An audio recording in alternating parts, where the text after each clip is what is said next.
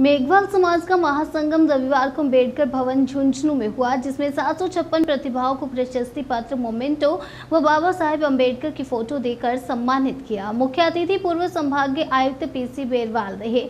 अध्यक्षता वित्त आयोग सलाहकार इंदिराज मेघवाल ने की। मनोज आल्डिया, राजेश दहिया, जीवन ज्योति, राहुल मेघवाल, मुकेश भारती, शिव कुमार जेवरिया, CR प्रेमी, ओम प्रकाश सुनिया एवं प्रेमचंद मेघवाल विशिष्ट अतिथि रहे। मेघवाल समाज चेतना संस्थान के जिला महासचिव राजकुमार तोगड़िया ने बताया कि मुख्य अतिथि पीसी बेरवाल ने निजी क्षेत्र में आरक्षण की मांग की। जिलाध्यक्ष सुरेश चितोसा ने कहा कि मेघवाल छात्रावास बनाया जा रहा है, जिसमें सभी सुविधाएं होंगी और बच्चों के लिए निःशुल्क रहेगा।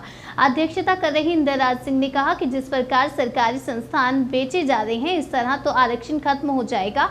इस मौके पर राजेश दहिया ने हर साल 20 बच्चों को निःशुल्क सैनिक ट्रेनिंग देने, मनोज आल्डिया ने हॉस्टल बनाने और उदयपुर से आए राहुल मेघवाल ने 50 बच्चों को उदयपुर कोचिंग में निःशुल्क कोचिंग करवाकर उन्हें जॉब गारंटी देने की घोषणा की। कोषाध्यक्ष रमेश बुक्कल ने पिछले साल का आय व्यय का ब्यौरा पेश किया। जयप्रकाश मेहरिया, चंद्रभानार्य, राजेंद्र प्रसाद, प्रताप सिंह, कैलाश सारी, परमेश्वर लाल, सतीश गंगिया सर सहित हजारों की संख्या में समाज के लोग उपस्थित रहे। काम बता दूं भाई साहब, ज्यादा नहीं बोलना चाहूंगा।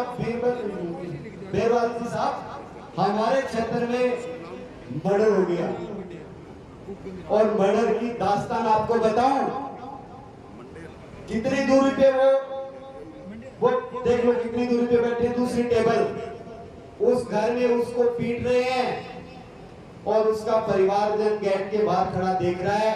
किसी की हिम्मत नहीं हुई कि जाके भाई को छुड़वा दे। ये आलम है, कितनी कमजोरियां अपने अंदर हैं। हम बड़ी बड़ी बात करते रहेंगे, कुछ नहीं होगा। जब तक खुद नहीं मरोगे तब तक काम नहीं होगा। जब तक खुद नहीं जागोगे कुछ नहीं कर सकते हम लोग। जब तक खुद अपने हाथ से काम नहीं करेंगे, सिर्फ बात करते रहेंगे, कुछ नहीं होना है। मैं इतने उदाहरण दे सकता हूं, मैं किसी का नाम नहीं लेना चाहता। 3 साल के अंदर मैं 100 की संख्या ऐसी बता सकता हूं जिनको इस समाज की जरूरत थी और कोई व्यक्ति उनकी मदद करने नहीं गया। और 100 उदाहरण मैं ऐसे बता सकता हूं जो ऊंची सीट पे बैठे हमारे समाज के व्यक्ति हैं और उनके पास हमारा समाज का व्यक्ति जाके बोलता है, भाई साहब मेरी मदद करो, तो उनके कानों में आवाज नहीं पहुंचती है। मुझे डर है इस बात का।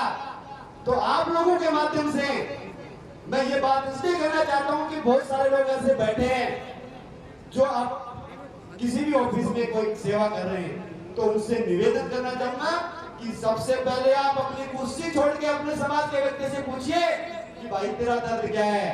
तब हम मानेंगे कि समाज में पे-बैक की सोसाइटी है।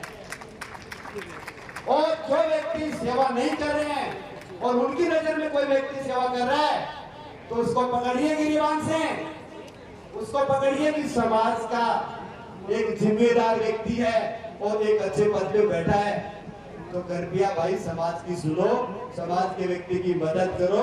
ये सबसे जरूरी चीज है आज की तारीख में यदि कुछ करने वाली है तो। इस समाज को जगाने के लिए, इस समाज को आगे बढ़ाने के लिए सबसे पहले खुद को मजबूत करने की आवश्यकता है, एक दूसरे का साथ देने की आवश्यकता है, एक दूसरे की मदद करने की आवश्यकता है, न कि एक दूसरे की टांग खींचने की आवश्यकता है।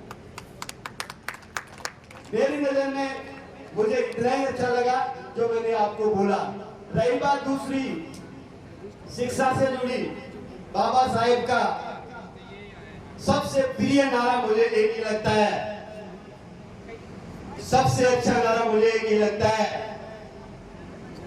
शिक्षा एक ऐसी शेरनी का दूध है, जो पिएगा वो दहाड़ेगा, जो पिएगा वो दहाड़ेगा। तो शिक्षा को लेकर के एक बात बता दूं, उससे भी पहले मैं एक बात बताऊं, कोई भाई बुरा मत मानना।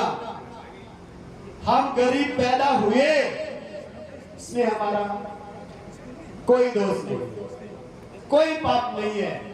गरीब के घर में पैदा हो गए, कोई गुनाह नहीं है। लेकिन यदि हम गरीब मरते हैं, पूरा का पूरा दोष हमारा है, पूरा का पूरा गुनाह हमारा है, क्योंकि हम अमीर होने के लिए, सुधर होने के लिए प्रयास नहीं करते हैं। अब प्रयास कैसे करें? अच्छी शिक्षा लें, शिक्षा नहीं ले पाते हैं तो भी संघर्ष करिए। मैं मेरी बता देता हूं, हालांकि मुझे नहीं शेयर करनी चाहिए बात, लेकिन मेरे ससुराल से बैठे मुकेश जी भारती साबित कर देंगे। 9वीं क्लास में मेरी शादी कर दी थी और 10वीं में घर वालों ने बोल दिया पढ़ाई बंद और घर चला। मैं मजदूरी की, सीमेंट फैक्ट्री में मजदूरी की, अनाज मंडी में पल्लेदारी की, लोगों के घर पे मजदूरी करके पैसे इकट्ठे किए और अरसीसर के पास लोड़ा गांव पड़ता, वहां पे मेरी बहन परनाई हुई है। मुझे पता था अरसीसर में समाज का एक हॉस्टल है, समाज कल्याण का, वहां पे फ्री पढ़ाई होती है। मैं फैक्ट्री से पैसे लिए, घर वालों को बिना बताए सीधे भाग गया लोड़ा, और मेरे जीजा जी ने लेके मोचाल में एडमिशन करवा, स्कूल में हॉस्टल में एडमिशन करवा। जब 2 साल पढ़े, 11वीं 12वीं करी, 2005 में एक छोटी सी संस्था की स्थापना करी, शेखावाटी डिफेंस एकेडमी, और अब तक 3500 बच्चे मेरे यहाँ से नेवी एयरफोर्स में, बाकी अदर सर्विसेज में नौकरी कर रहे हैं। और मेरे समाज के 60 बच्चे आज देश सेवा कर रहे हैं अपनी संस्था से पढ़ करके। इसके अलावा पूरे जिले भर से किसी भी विद्यार्थी ने मेरे पास फोन किया है कि मुझे, मेरे पास फीस नहीं है और मुझे कोचिंग करनी है, कहाँ करनी है? सीकर। मेरे पास नहीं करनी, कहाँ करनी है? सीकर करनी है। तो मैंने उसको फीस दी है और उसको सीकर में कोचिंग करवाई है। नाम लेकर के मैं उन लोगों को सामने नहीं लाना चाहता, ये महानता नहीं होगी। और आज इस मंच के माध्यम से दोबारा घोषणा करता हूं, कोई विद्यार्थी फीस की वजह से घर नहीं बैठे, मेरे पास सीधा कॉल करे। आधी रात को आप सबके साथ तैयार मिलूंगा, जिस प्रकार से जैसे चाहोगे वैसे तैयार मिलूंगा। इन्हीं शब्दों के साथ आप सबको बहुत बहुत धन्यवाद। जय हिंद।